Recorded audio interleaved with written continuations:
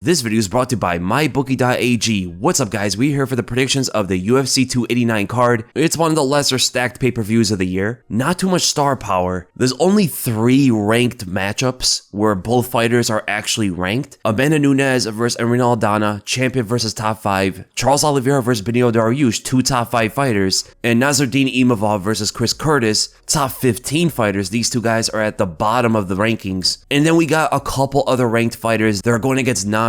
So Dan Ige is fighting Nate Landwehr. Dan Ige is number 13. Landwehr is not ranked. Miranda Maverick is number 15 for flyweight. She's going up against a non-ranked fighter. And David Vorak is number 10, and he's going up against a fighter who's making his UFC debut. Man, they could have a lot more matchups on this. I think they stacked the July card so much that they took a lot of the talent away from this June card. There are a load of prospects like Mike Malott, Blake Bilder, and Ayman Zahabi, but the prospect of the night, I would say, is Mike Malott. He's a great finisher. He has never went to a decision. Both of his UFC fights so far have ended in the first round. One knockout while covering up. He dropped his opponent with a left hook, saw the opening and attacked perfectly, and also got a slick arm triangle on his last opponent. He's looking pretty good. He's not too young though. He's 31 years old, but he doesn't have a lot of MMA experience. The fighter of the night is Charles Oliveira. Charles Oliveira is by far the biggest fighter on the whole card. He's the one that's going to garner most of the attention. People are really curious to see if he could defeat Dariush and get back on track to a title shot. And also, he's the most entertaining fighter on the whole card as well. The stake of the night, the fighter that's in hot waters, is Kyle Nelson. He's coming off a draw to Duho Choi, but before that, he was coming off 2 losses in a row and is 1-4-1 in his last 6 fights. 3 of those losses are finishes. The banger of the night,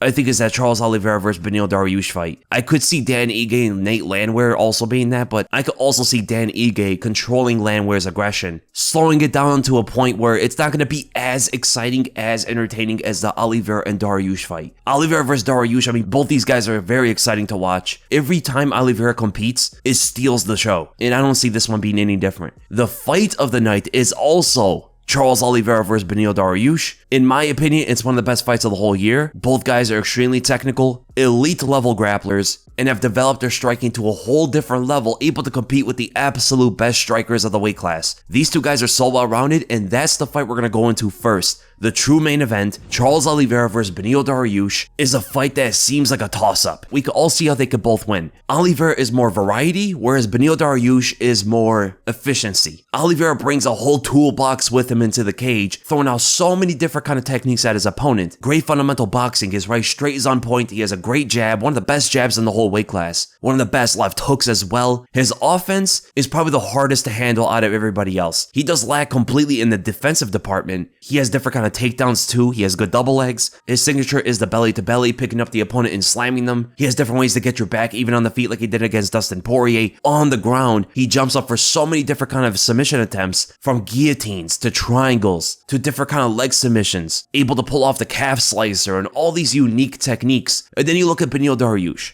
Beneil Dariush does like 3 things on the feet. He pumps jabs to find his left hand. He throws the left overhand and the left straight. He also does throw the big left kick, either to the body or to the head. And usually, stemming off the Mateusz Gamrot fight, he does fake a knee before he throws it, but I think he was only faking the knee so he could scare off the takedown attempts. And by scaring off the takedown attempts, he's going to force Gamrot to move back, opening up the body, and he throws that from there. Now, both guys in their last fights have experience up against the opposite stance. Oliveira's orthodox, but he went up against 2 southpaws in his last 2 fights. Beneil Dariush is a southpaw, and he just went up against an orthodox fighter in Mateusz Gamrot. So you can potentially see Dariush slamming that body kick, but Oliveira is one of the best fighters at checking and blocking kicks. He has that patented Muay Thai style when he moves forward on you, moves back on the leg kicks and guards up, picks up the knee on the body kicks, and he'll counter with his own front kicks. Beneil Dariush also has great takedown defense. He throws the whizzer in very well in the single legs and loves the Granby roll when the opponent chases them after taking them down. This allows them to attack the leg and stand up from there. He did this multiple times against Mateusz Gamrot, and it worked to get him back up to his feet. On his back, he jumps up for different kind of techniques as well, different kind of submissions. But the thing is, I don't see either of these guys getting being taken to the ground. Dariush has gotten away from attempting takedowns, and Charles Oliveira has good takedown defense himself if he doesn't choose to go to the ground, because oftentimes Oliveira would purposely go to his back when the opponent's trying to take him to the ground because he's so confident with his full guard. But if he doesn't want to get taken down, the guy has great balance and great techniques to get away from any kind of wrestling from his opponent, and Dariush showed in the Mateusz Gamrot fight that his takedown defense is good as well. So I can see this fight being a stand-up battle, and even though Dariush doesn't throw a whole lot,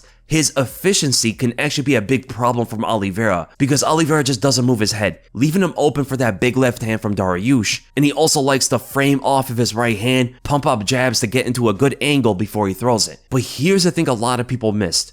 The reason why Dariush had so much success against Mateusz Gamrot was because Gamrot gave him so much space to work with. He gave him space to fake the knee and throw the body kicks, or when he was pumping jabs and all of that stuff. Gamrot is someone who likes to move away from his opponent. Charles Oliveira does the opposite. Oliveira gets in your face and pushes you back. Every single guy he's fought either got pushed back to the cage, like Dustin Poirier and Justin Gaethje, or they sat in the center because of the power threat, like when he fought Michael Chandler. Rarely is anybody able to push Oliveira back unless they hurt him first, and this could limit the space that Dariush has and make him a lot more one-dimensional by just only looking to throw the left hand. Now, he did catch Mateusz Gamrot while he was backed up. That was because of two different reasons. Dariush timed it perfectly. He threw the left overhand, which is actually risky to do against a good wrestler, but he did catch him. And the second reason why he did is because Gamrot threw a naked, slow leg kick. Nothing to mask it up, nothing to set it up, and Dariush just found his head open for it. The thing is, Oliveira does something similar too. He will throw kicks without setting them up sometimes, and even if he backed up Dariush, he can get caught doing that too. The only thing is, Oliveira, while he has his opponent backed up like that, he throws front kicks, which is a longer range attack to push the opponent further and disrupt their own timing. He'll also throw flying knees. He has a great left hook if the opponent's trying to move out of there, and the best thing for him against this southpaw Dariush is to line up the right straight. And if you look at that Gamrot fight, he was landing good right straights on Dariush. It's just Gamrot doesn't hit nearly as powerful as Oliveira does. Dariush picks his hands up, he blocks well, he will move his head in rapid fashion at times, like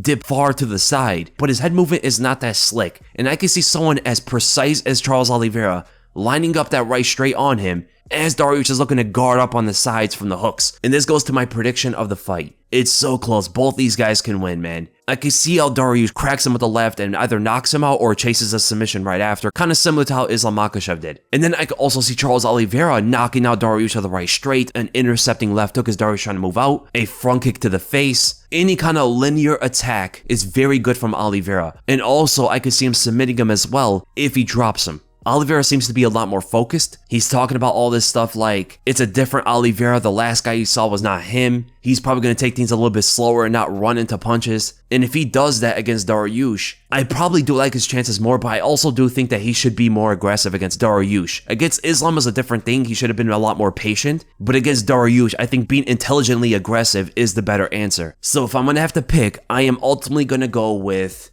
Charles Oliveira. I do have that gut feeling that we see Oliveira get smoked by the left hand, but looking at it on paper and seeing the strengths and weaknesses of the two fighters, I think Oliveira slightly edges him because of his own offense on the feet. I think the linear attacks are so disruptive against Dariush's style. Yes, Dariush is very dangerous in exchanges, but so is Oliveira. I mean, he was able to beat Justin Gaethje and Michael Chandler inside of exchanges, two guys that are known to brawl it out and get on top. Oliveira beat them at their own game. So I'm going to go with Charles Oliveira, and I'm going to go by a third round submission, dropping Dariush and then submitting him. And then we go to the post-slim, or the championship fight on the card, Amanda Nunes versus Irene Aldana, a switch-up of opponents. Amanda Nunes was supposed to fight Juliana Pena, who has a completely different kind of style to Aldana. Aldana's a boxer, Pena is a grappler. Amanda Nunes is just an overall better fighter. She has so much better grappling, so much better wrestling. Holly Holm was taking Aldana down. If Holly Holm's taking you down, good luck with Amanda Nunes. Unless Nunes just wants to strike it with the boxer. In that case, Aldana can actually put her hands on Nunes and hurt her. She has great boxing overall compared to this bantamweight division. And if the fight goes to the ground, it's going to be very hard for Aldana to really do anything off her back.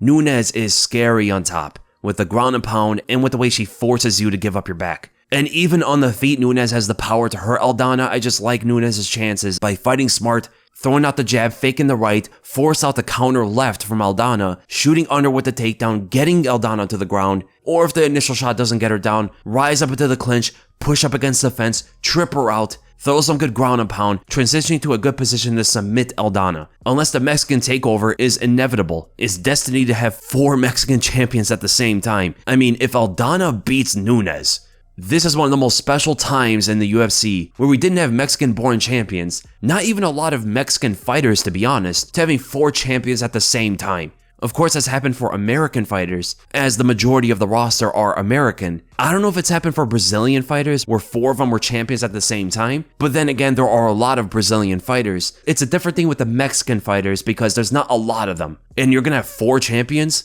That's kind of crazy. So it's going to be interesting to see if Aldana could do something here. That's honestly the biggest attraction of the fight, just to see if Aldana can pull it off. But outside of that, the Oliveira and Dariush fight takes this over, is the highlight easily. Nothing's even close. Now, as you can see for the Nunes fight, she is a very big favorite against Aldana, and usually she's a lock-in for most of the fights that she has. The Charles Oliveira fight, Beneil Dariush is actually the favorite going into it. And you know what happens usually when Oliveira is the underdog? He wins the majority of those fights. And if you want to capitalize on these, make sure to go to mybookie.ag where they have the best odds. If you're riding for Charles Oliveira, get on those underdog odds because they might change the closer we get to the fight. I believe the winner is kind of up in the air. I do like Oliveira as an underdog, but what I think is a lock on this is that if you go and bet that the fight doesn't go the distance, Oliveira's never been past the 3rd round before. His style just doesn't allow it. Unless he fights differently this time, because he is saying he's going to fight differently. He's going to be more patient. But I do like the odds that the fight is not going to go to a decision and minus 256. But the methods, like Charles Oliveira winning by knockouts plus 470, him winning by submission is 320, him by decision is 520, and for Dariush, according to the odds, him winning by knockout is the most likely thing to happen, plus 226, him to win by submission is plus 400, and him to win by a decision is plus 300. For Dariush to win, I do like the odds of him winning by a submission by dropping Oliveira and then submitting him, which we've seen happen throughout Oliveira's career. And in terms of Oliveira winning, both the finishing props there are pretty good. Now here's the one I really like, is about Amanda Nunes. So of course she's a big favorite, but for her to win by a submission is plus 420. She has the clear grappling advantage over Aldana, whereas Aldana has very good boxing. So they're trying to tell us that Nunes winning by knockout is the most likely thing to happen. This could come in the form of ground and pound, but I do like her chances of winning by a submission. The other fighters on the card, I do like Dan Ige in his fight. I'm riding with Imavov, just hopefully he fights differently than when he fought Sean Strickland. I really like Miranda Maverick and David Vorak. All the other fights are kind of up in the air. As for underdogs, I'll be looking more to Charles Oliveira and Eric Anders. So make sure to capitalize on these, pick the fighters that you are confident in winning, and take up that MyBookie sign-up offer, where MyBookie will match up your first deposit all the way up to $1,000. That means if you put like $200, they'll give you another $200. If you put in $5, they'll give you another $5. And with that offer, of course, they're going to come with a rollback requirement. And in order to activate this, make sure to use the promo code WEASEL, that's W-E-A-S-L-E, to take advantage of MyBookie sign-up offer. Make sure to go to mybookie.ag today, where you can win big. And that's the end of the predictions, guys. I hope you guys enjoyed it. Leave in the comments below who do you guys think is going to win. Why do you think Oliveira and Dariush is the best fight? And I'll see you guys